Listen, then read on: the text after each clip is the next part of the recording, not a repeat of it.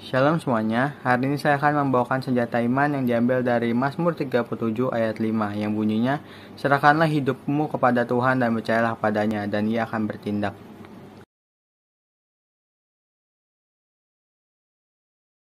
Kalau kita lihat di ayat ini, kita sering banget ya sulit menentukan keputusan.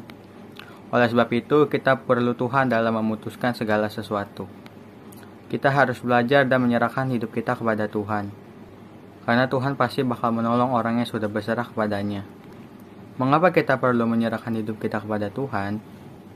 Yang pertama, Tuhan adalah sumber kehidupan kita.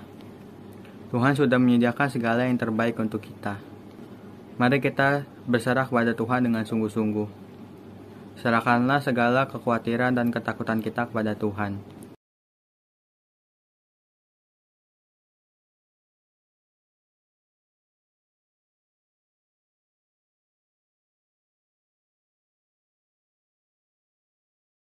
Yang kedua, Tuhan punya rencana yang terbaik buat kita.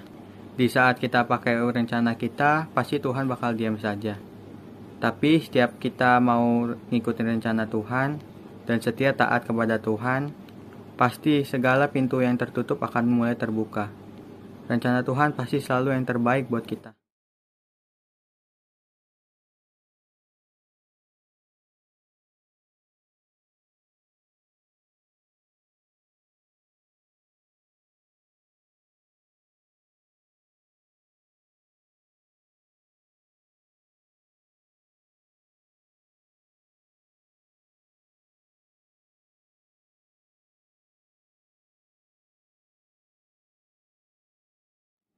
Sesungguhnya Tuhan ingin kita menjadi pembawa kabar baik kepada semua orang.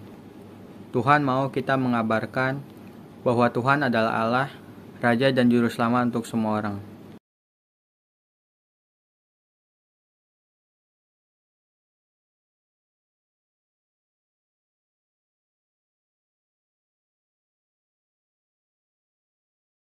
Dalam Matius 19 ayat yang ke-14 dikatakan begini, tetapi Yesus berkata, biarkanlah anak-anak itu, janganlah menghalang-halangi mereka datang kepadaku. Sebab orang-orang yang seperti itulah yang empunya kerajaan sorga. Yesus bicara dalam dua hal di ayat ini. Ketika ada anak-anak kecil yang mau mendatangi Yesus, mereka dihalangi. Kemudian Yesus bilang, jangan halangi mereka, izinkan mereka datang kepadaku. Kemudian Tuhan berkata, orang-orang seperti itulah yang menunjukkan kepada orang-orang yang haus akan Tuhan, orang-orang yang belum pernah mengenal Yesus sebelumnya. Jangan halangi mereka datang kepada Tuhan. Sebagai orang percaya, jangan sampai kita menghalang-halangi jiwa-jiwa yang ingin percaya kepada Tuhan. Bagaimana kita bisa menghalangi jiwa? Apa maksudnya? Kita akan menghalangi jiwa-jiwa datang kepada Dia bila, yang pertama, kita tidak mengajarkan tentang Tuhan dan tentang kebenaran. Kita akan menghalangi jiwa-jiwa datang kepada Tuhan bila kita tidak mengajarkan tentang Tuhan dan kebenaran kepada mereka. Amsal 22 ayat 6 berkata gini, didiklah orang muda menurut jalan yang patut baginya, maka pada masa tuanya pun ia tidak akan menyimpang daripada jalan itu.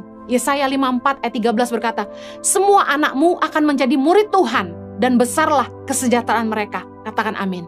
Bagaimana anak-anak bisa mengenal Tuhan kalau orang tuanya, guru-gurunya, kakak-kakaknya tidak pernah mengajar mereka tentang Tuhan? Bagaimana anak-anak mau ngerti kebenaran kalau orang tuanya, guru-gurunya, kakak-kakaknya tidak pernah ngajarin kebenaran sama mereka? Padahal anak-anak bicara soal generasi ke depan yang harus kita persiapkan dari sekarang. Kita harus memperkenalkan tentang Tuhan dan kebenaran sejak anak-anak masih kecil, sejak mereka masih sangat muda, supaya mereka mengerti jalan yang patut bagi mereka. Kita harus menjadikan setiap anak murid Tuhan. Oleh karena itulah di Tangan Pengharapan, saya mewajibkan setiap guru untuk mengajarkan tentang kebenaran firman Tuhan kepada anak-anak, supaya mereka ngerti tentang Tuhan dan apa yang harus mereka lakukan dalam hidup mereka. Bagaimana orang bisa tahu tentang Tuhan kalau kita tidak cerita? Saya biasanya gak peduli agama sih. Saya gak peduli apapun agama orang. Saya suka cerita tentang Tuhan. Bagaimana Tuhan bekerja dalam hidup saya dengan begitu nyata. Bagaimana Tuhan menyertai kami. Bagaimana Dia memanggil kami dan melayani anak-anak di Indonesia dengan berbagai kemustahilan yang Tuhan kerjakan. Bagaimana Tuhan perbuatannya sungguh nyata dalam hidup kami. Saya senang bersaksi tentang Tuhan. Dan kemanapun saya pergi, bahkan ketika saya sedang dipijit, saya suka cerita sama tukang pijit saya tentang perbuatan Tuhan yang ajaib. Bagaimana Tuhan bisa dipermuliakan dalam hidup kita kalau kita tidak pernah bicara tentang Dia.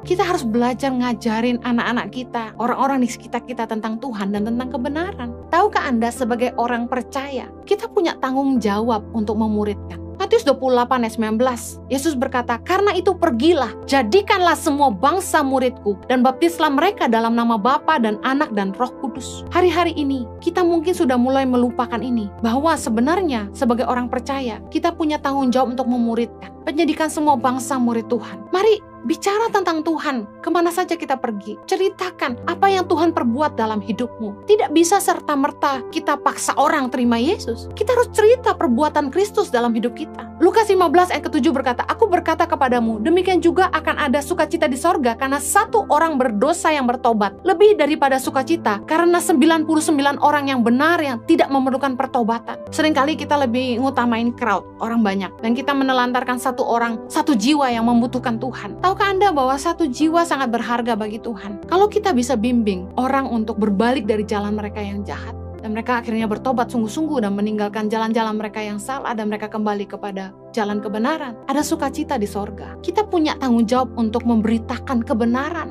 Tapi kita semua orang percaya punya tanggung jawab untuk memberitakan tentang Tuhan kemana saja. Bagaimana kita menghalangi jiwa-jiwa datang kepada Tuhan dengan tidak memberitakan Tuhan dan kebenarannya? Mari, jangan cuma ngobrol yang gak penting, jangan cuma gosip sana-sini, bicara artis ini, artis itu, bicarain masalah-masalah yang ada, tapi mulai bicara tentang Tuhan.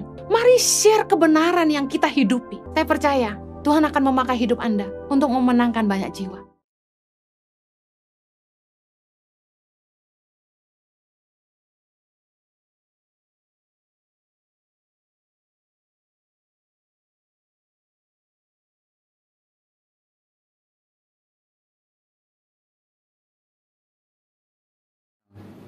Jadi berserahlah kepada Tuhan. Artinya kita harus sungguh-sungguh percaya dan mengandalkan Tuhan dalam kehidupan kita sehari-hari.